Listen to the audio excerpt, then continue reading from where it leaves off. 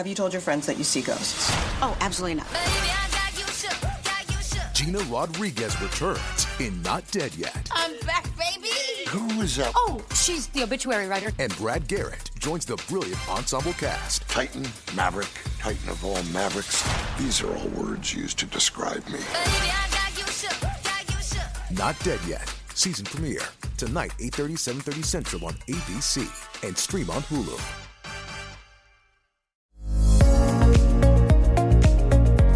It's the Happy Families podcast. It's the podcast for the time-poor parent who just wants answers now. So today we're going to answer a question because Christmas is less than 50 days away. This one came through from Mim. I answered this question last week in the Happy Families Premium Members Q&A.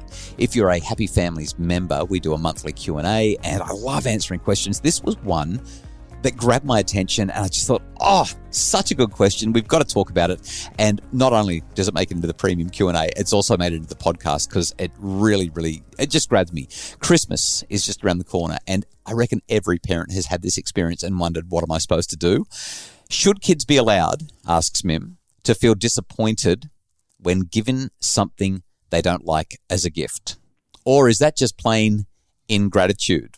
Well, I'm going to ask you. I really want to know, what did you say to everybody the other night? Oh, I'm going to tell you that in a sec. But just as you said you wanted to ask me, I had a horrible feeling you were going to ask me about bad gift giving or something. And you reminded me of a story that I'm probably pretty ashamed to share, but I'm going to anyway. So when I was about 14 years old, maybe even younger, maybe I was 12 or 13, but I was doing some swimming squad sort of stuff. And my mum had this beautiful yellow Casio sports watch that had a lap timer, and it could do up to 50 laps on the lap timer. I mean, back in those days, that was incredible memory capacity.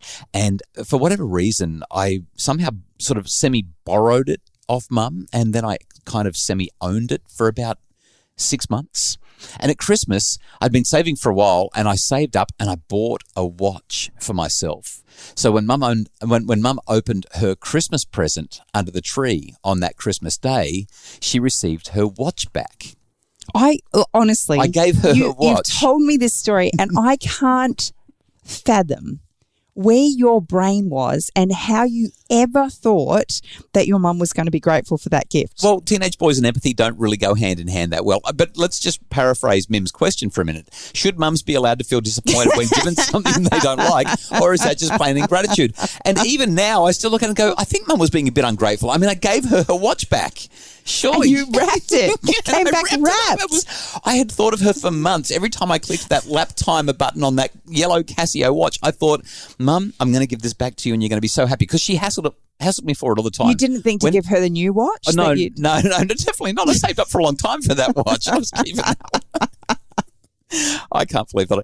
It's so funny because obviously now I can look back and think what was like that was not an appropriate thing for me to do.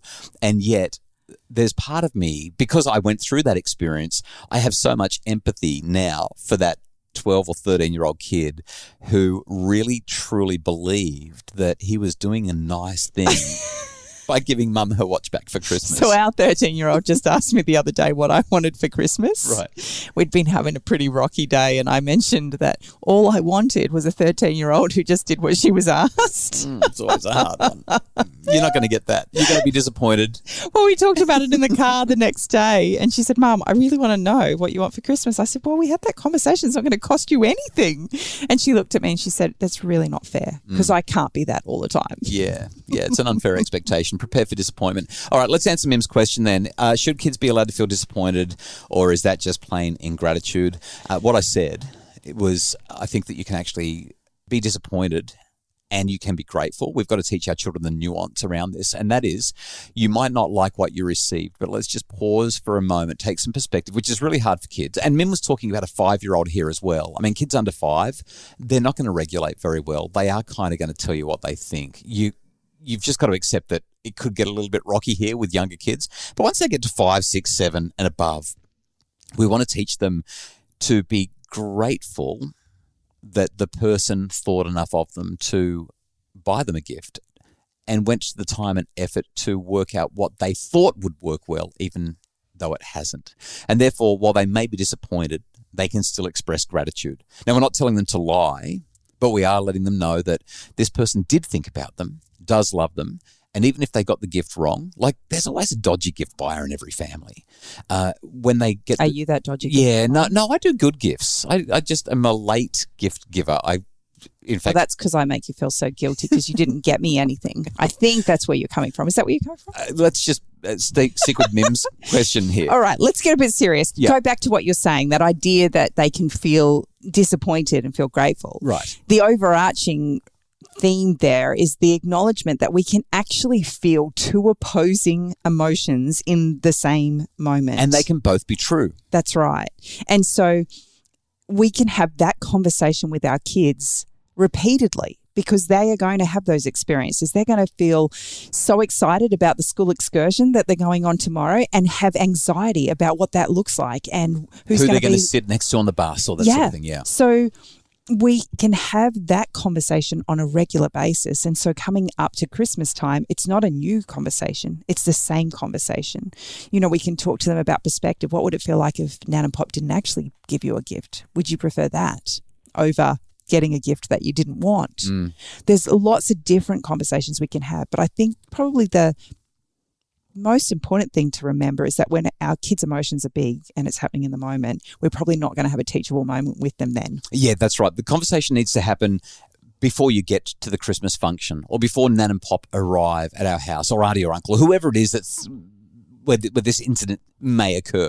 We want to pre-arm. Forewarned is forearmed, and the conversation is very much about how do we navigate, kiddo, things not working out quite the way you want them to.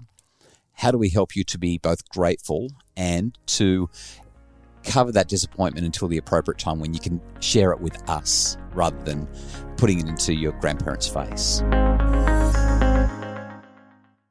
Now, there is another element to the email that came through from Mim. She also said, what would you do if a grandparent got angry at your 5-year-old for feeling disappointed with something that they were given and said things like, well, I guess I probably shouldn't give you Christmas presents in future in case you don't like them. Or give it back to me then and I'll throw it away in response to a child's disappointment. Now, this is meaty. And I'm just going to call this out straight up. I know you're itching to jump in, but I'm going to call this out straight up. That's immaturity on the part of the grandparents. 100%. They need to know better. This is emotional regulation on their end. Yeah. And my first priority is actually to my child, not to them. So for me, I would actually be removing my child from that situation and spending some time with them, helping them to feel safe, secure, regulated, have the conversations that need to be had. But then at some point, I would actually be talking to my parents, or you would be talking to your parents, and just acknowledging it's a 5-year-old. And I know it's disappointing when you've put time and energy and effort into buying a gift for them. And I appreciate that you did it. Yeah. Even if my 5-year-old isn't quite there yet. But they're only 5 and they're learning and they are going to get better at this. I don't know if you could actually get away with saying this, Kylie, but I'm really tempted to find a gentle way to say, hey, I know that they're not expressing gratitude. They don't seem very grateful for what they got. They don't love it. Is there anything that makes you think that trying to make them feel guilty about this is going to increase their gratitude? Well, what would you prefer? Would you like them to lie to you and tell you that? Yeah. Now, you want to do this sensitively. You don't want to sort of throw this at your parents and say, well, what, do you want me to just tell them to lie to you? That's going to go in a really bad way. But out of the moment, when everyone's calm, you might say, hey, I wanted to chat with you about that thing that happened with the kids. Are you open to a gentle discussion about it? They may say yes, they may say no. We need to respect where they're up to and go from there. Is there anything else that you'd add to this? I think the acknowledgement is that everybody's in a different space and Christmas can be stressful. And we have to recognize we only can control us. We can't control them. And if we know that this is a regular occurrence in our home, then maybe we might change the parameters. A great thing to do if grandparents often get it wrong at Christmas time is just suggest that the kids would really appreciate a little bit of money going into their savings account. Oh, yeah, gift cards, yes. The kids are saving up for a gift. Do you think that you might contribute towards it? Or here's a list of things that we know that they will be grateful for. Pre-arming the grandparents. can be really helpful because you know what? when you think about grandparents, often there's more than one or two children they're dealing with. They're trying to navigate a massive list of kids. I know when when I got married to you, your grandparents already had lots of grandchildren, and then they added me to the equation.